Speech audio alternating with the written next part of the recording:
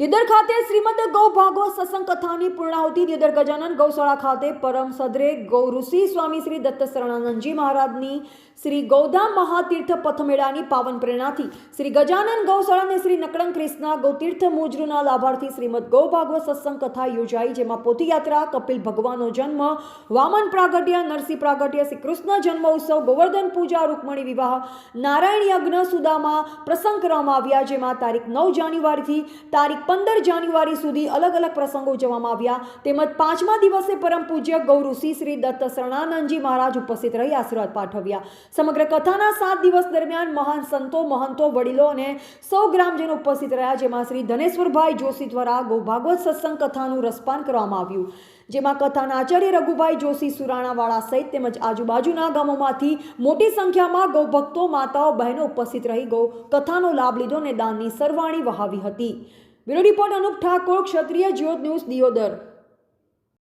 શ્રી સુરભ્યે નમઃ.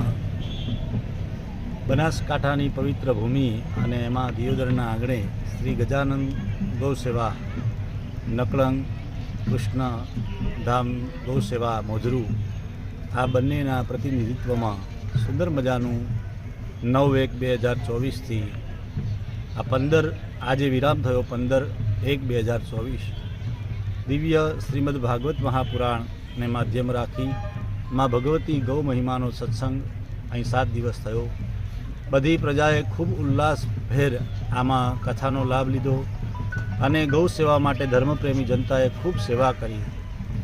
ભગવાન કૃષ્ણએ બતાવ્યું છે કે ભગવતી ગૌ માતાની સેવા એ આખા જગતની સેવા છે, કારણ કે ગૌ માતાની અંદર સર્વદેવોનો વાસ છે.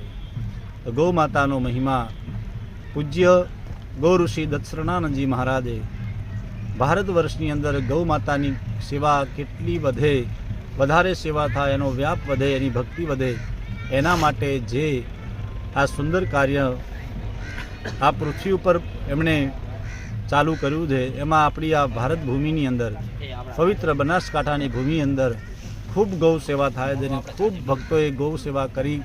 જે ભક્તોએ આ કાર્યમાં ખૂબ સહયોગ કર્યો એ બધાને ખૂબ ખૂબ સાધુવાદ અને એમના માટે ખૂબ ખૂબ મંગલ કામનાઓ.